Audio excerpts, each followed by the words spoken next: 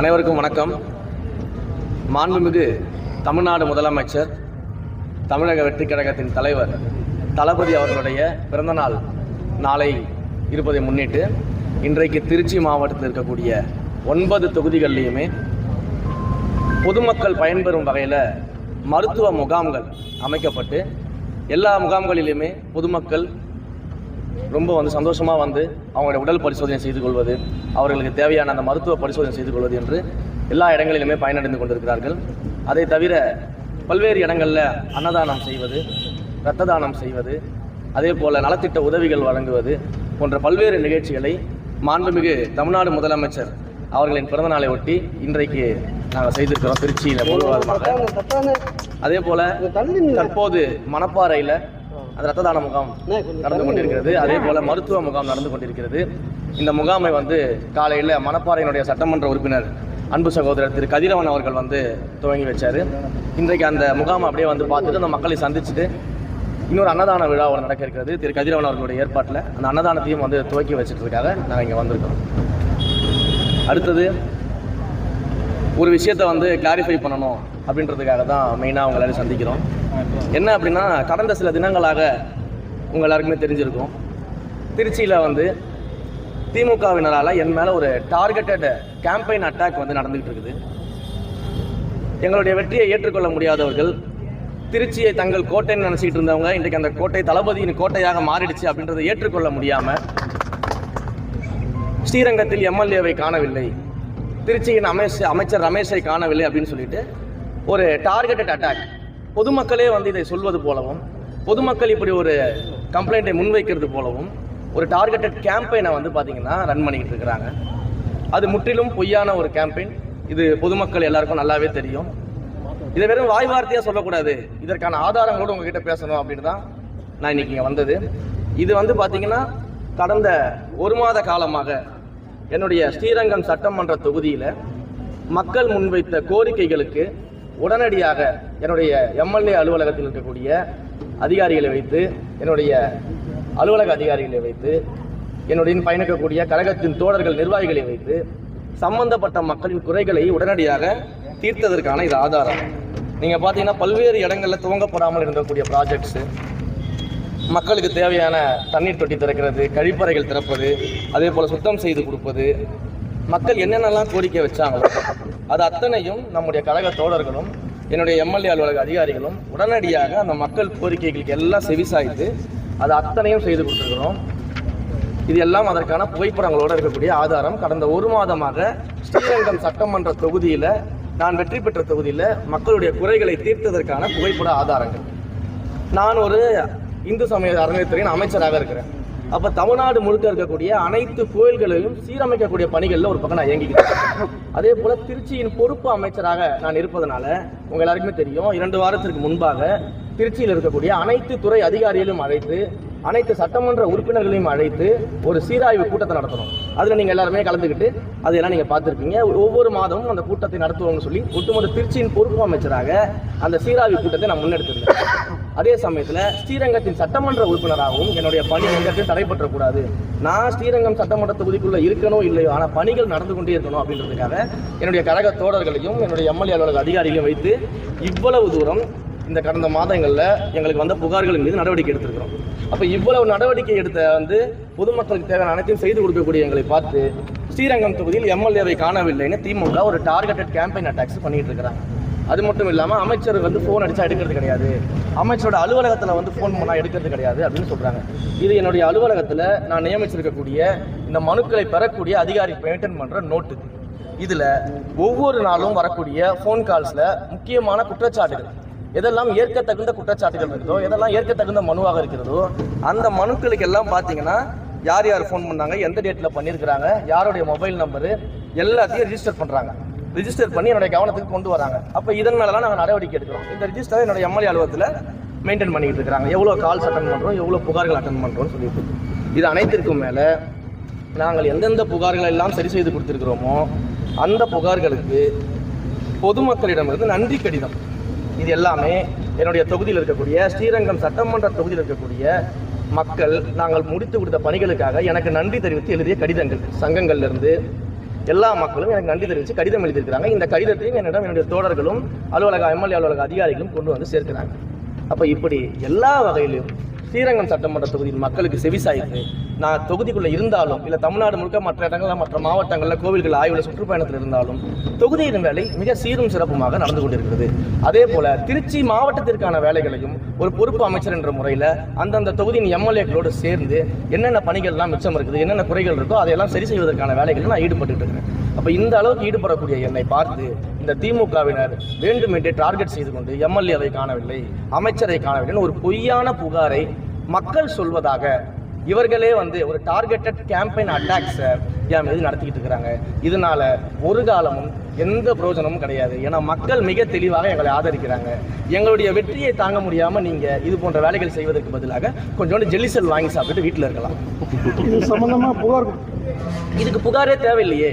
நாங்கள் செய்யக்கூடிய மக்கள் பணியே போதுமே, ஏன் புகார் கொடுக்கணும்?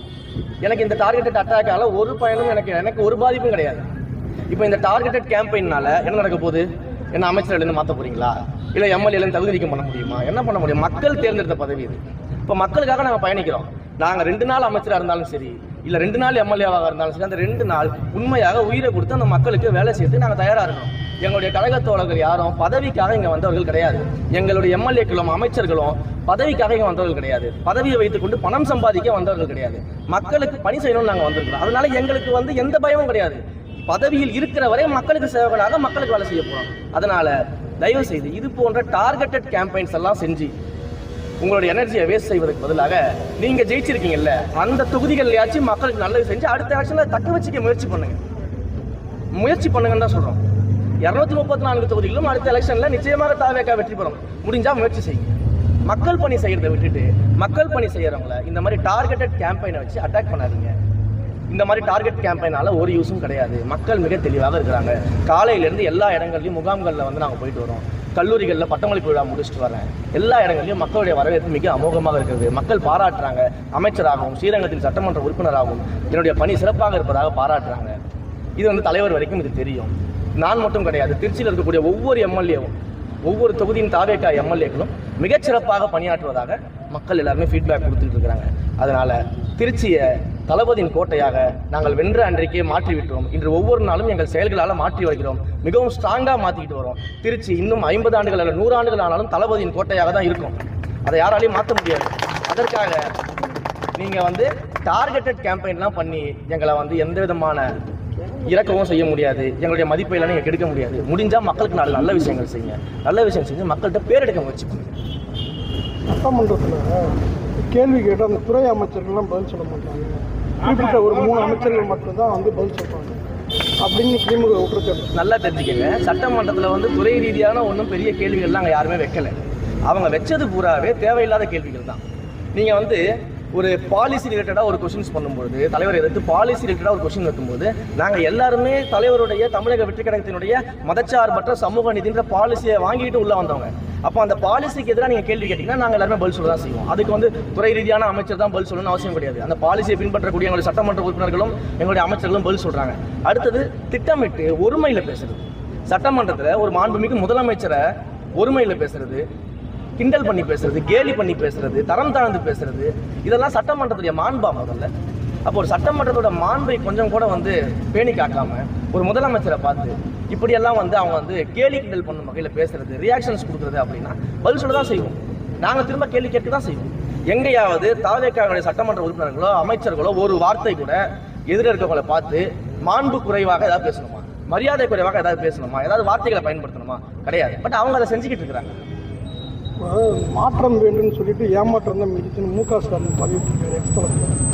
இது சம்பந்தமாக அதாவது மாற்றம் வேணும் தான் மக்கள் வாக்களிச்சிருக்கிறாங்க. சரிங்களா? வந்து 1 மாதம் தான் ஆகுது. முதல்ல இவங்க 5 வருஷமாக செஞ்ச சீர்கேடுகள் இருக்கு இல்லையா, நிர்வாக சீர்கேடு, அதே மாதிரி இவங்களுடைய பொருளாதார சீர்கேடு இருக்குது பார்த்தீங்களா, இதை சரி செய்யறதுக்கே பல மாதங்கள் ஆகும். ஏன்னா ஏற்கனவே வெள்ளை அறிக்கை சொல்லியிருக்கு 50 ஆண்டுகளில் இல்லாத கடனை 5 ஆண்டில் வந்து டபுள் மடங்கு ஆக்கி விட்டு போயிருக்கிறாங்க. அப்போ இந்த நிர்வாகத்தை எப்படி சரி செய்யறது? அதற்கான காலம் எடுக்குமா இல்லையா? அப்போ அந்த காலத்தை நோக்கி தான் நாங்கள் பயணம் பண்ணிட்டு இருக்கோம். நிர்வாக ரீதியாக செயல்படுறோம். இன்றைக்கு எல்லா துறைகளிலுமே ஊழலையும் இந்த லஞ்சத்தையும் ஒழிச்சிக்கிட்டு இருக்கிறோம். பெரும்பாலும் ஒழிச்சிக்கிட்டு இருக்கிறோம். இன்றைக்கு மக்கள் சந்தோஷமா இருக்கிறாங்க எல்லா இடங்கள்லையுமே. அப்போ இந்த பணிகள்லாம் நாங்கள் படிப்படியாக செஞ்சுக்கிட்டு இருக்கோம். அதுக்குள்ள 1 மாதத்துல மாற்றம் வேண்டிய மக்கள் ஏமாற்றத்தை அடைஞ்சாலும் மக்கள் சொல்லலை. மக்கள் சொல்ல, அவராக சொல்லிக்கிறார். ஏன்னா அவருக்கு என்ன பிரச்சனை அப்படின்னா, சட்டமன்றத்தில் இருந்து இதையெல்லாம் பேசிக் கொண்டிருந்தவரை வீட்டில் இருந்து சட்டமன்ற நிகழ்வுகளை பார்க்க வச்சிருக்கோம். சட்டமன்றத்துக்கு உள்ள வந்து இதையெல்லாம் பேசிக்கிட்டு இருந்தவரை இன்றைக்கு வீட்டில் உட்கார வச்சிருக்கோம். உட்கார வச்சு சட்டமன்ற நிகழ்வுகளை வீட்டில் லைவில் பார்க்க வச்சிருக்கிறோம். அப்போ இந்த நிகழ்வு நடந்ததை ஏற்றுக்க முடியாமல் எப்படி வந்து என் மேலே இப்படி ஒரு டார்கெட் அட்டாக் திருச்சியில் நடக்குதோ அந்த மாதிரி ஒட்டுமொத்தமாக திரு மு க ஸ்டாலின் அவர்கள் தன்னுடைய விஷயத்தை வந்து தன்னுடைய வெற்றி பெற முடியாமல் இருப்பதை வந்து இந்த மாதிரியாக ஒரு வார்த்தைகளால் வெளிப்படுத்திட்டு இருக்கிறார். ஆனால் கழகம் மிக சிறப்பான ஆட்சி நடத்தி கொண்டிருக்கிறது. மக்கள் மிகப்பெரிய வரவேற்பு கொடுத்துட்டு இருக்காங்க. சார், பல்வேறு கோயில்களுக்கும் தொடர்ந்து சேர்ந்து ஆய்வு நாட்டு மேற்கொண்டிருக்கீங்க. இப்போ திருச்செந்தூர் கோயிலில் 1-7 அங்கே செல்போன் முற்றிலும் பயன்படுத்துகிறாங்க. மற்ற கோயில்களுக்கு இதே நீதிமன்ற உத்தரவு பொருந்தாதான் அது எஸ்டாப்ளிஷ் பண்ணுறதுக்கான நடவடிக்கை எடுத்து. திருச்செந்தூர் கோவிலில் அந்த நீதிமன்ற உத்தரவு இருக்குது. அந்த உத்தரவை வந்து உடனடியாக பின்பற்ற சொல்லி இது பண்ணியிருக்கிறோம். அடுத்ததாக நம்ம வந்து பார்த்திங்கன்னா கோயில்களுடைய நிர்வாகத்தை சீர் செய்வதற்காக பல்வேறு முன்னெடுப்புகளை எடுத்துக்கிட்டு இருக்கோம். குறிப்பாக வந்து ஆன்லைன் டிக்கெட் புக்கிங்காக நம்ம மிகப்பெரிய அளவில் உழைப்பை போட்டுட்டு இருக்கிறோம். இன்னொரு 2-3 மாதங்களுக்குள்ள அதையெல்லாம் முதல்ல ஃபேஸ் 1 ஃபேஸ் 2 பெரிய கோயில்களுக்கும் அதற்கு பிறகு மற்ற கோயில்களுக்கும் கொண்டு வருவதற்கான வேலைகளை ஈடுபடும். அப்படி கொண்டு வரும்போது ஒரு கோயில்களுக்கு நீதிமன்றமோ இல்லை வந்து அரசாங்கமோ என்னென்னலாம் வந்து வழிமுறைகள் கொடுத்துருக்குறாங்களோ அது அத்தனையும் சரியாக ஃபாலோ செய்து மக்கள் மனநிறைவோடு கோயிலுக்கு வந்து மனநிறைவோடு தரிசனம் செய்து மனநிறைவோடு திரும்ப வீட்டுக்கு போகும் அளவுக்கு அனைத்து ஏற்பாடுகளும் செய்யும். 246 கோடி ரூபாய் மதிப்பிலான அந்த திட்டங்களை ரத்து பண்ணிட்டீங்க. அடுத்து என்ன சார் பண்ண போகிறோம்? அதாவது 246 கோடிக்கான திட்டங்களை நம்ம ரத்து பண்ணியிருக்கிறோம் அப்படின்னா அது எதுவுமே துவங்காத ப்ராஜெக்ட்ஸ். இன்னும் வந்து அந்த ப்ராஜெக்டை வந்து ப்ரப்போசல் கொடுத்து பல்வேறு நிலைகளில் அது இன்னும் துவங்காமல் இருக்கக்கூடிய ப்ராஜெக்ட்ஸ். இன்னொன்று, இன்றைக்கு மக்களுக்கு வந்து அடிப்படையாக தேவை என்ன அப்படின்னா கோயில்களில் அவங்க தங்குமிட வசதி தான் மக்கள் அதிகமாக கேட்குறாங்க. இன்றைக்கி வரக்கூடிய பக்தர்கள் நாங்கள் தங்குறதுக்கு இடம் இல்லை, அன்னதானம் சாப்பிட்றதுக்கு இடம் இல்லை, கழிப்பறை வசதிகள் இல்லை, குடிநீர் வசதி இல்லை, பார்க்கிங் வசதி இல்லைன்னு இதெல்லாம் வந்து மக்கள் வந்து கேட்டுட்டு இருக்காங்க. அப்போ நம்ம முதல்ல கவனம் செலுத்த வேண்டியது இதுதான். அப்போ இந்த மாதிரியான ப்ராஜெக்ட்டுக்கு பதிலாக நம்ம இந்த விஷயங்களில் அந்த பணத்தை செலவு பண்ணோம் அப்படின்னா அது பப்ளிக்குக்கும் வரக்கூடிய பக்தர்களுக்கும் மிகப்பெரிய யூஸ்ஃபுல்லான ஒரு விஷயமா இருக்குன்றதுனால தான் துவங்கப்படாத இந்த ப்ராஜெக்ட்ஸ் வந்து நம்ம கேன்சல் பண்ணிட்டு தெளிவாக சொல்லியிருக்கோம் நம்மளுடைய அறிக்கையிலேயே. அரசாங்கத்துடைய அந்த அறிக்கையிலேயே பார்த்தீங்கன்னா இந்த ப்ராஜெக்ட்டுக்கு பதிலாக மக்களும் பக்தர்களும் கோவில்களும் பயன்படக்கூடிய புதிய திட்டங்களை வந்து நாங்கள் கொண்டு வருவோம்னு சொல்லியிருக்கோம். அதற்கான விஷயங்களை விரைவில் அறிவிக்கும். இந்த மாவட்டத்தினுடைய பொறுப்பு அமைச்சர் ஏற்கனவே எம்எல்ஏ வலியுறுத்தியிருக்காரு. இந்த காவிரி உபரி நீரை இந்த மாயாறுலேருந்து நம்ம பொன்னணியார் அணை கண்ணூர் அணைகளுக்கெல்லாம் கொண்டு வந்துடணும். பொறுப்பு அமைச்சராக இருந்து நீங்கள் முதலமைச்சர்கிட்ட வலியுறுத்திங்க. நிச்சயமாக அது தொடர்பாக சம்மந்தப்பட்ட அதிகாரிகளோட பேசிக்கிட்டு இருக்கோம். அதற்கான பிளான்ஸ் என்ன, ப்ரொபோசல் என்ன, அதை எப்படி செய்யலான்ற அந்த ஆய்வறிக்கையெல்லாம் கேட்டுக்கிறோம். அந்த ஆய்வறிக்கை வந்த உடனே உடனடியாக முதலமைச்சரோட கவனத்துக்கு கொண்டு சென்று அதற்கு என்ன செய்ய முடியுமோ எல்லாத்தையும் செய்யும். நன்றி, தேங்க்யூ.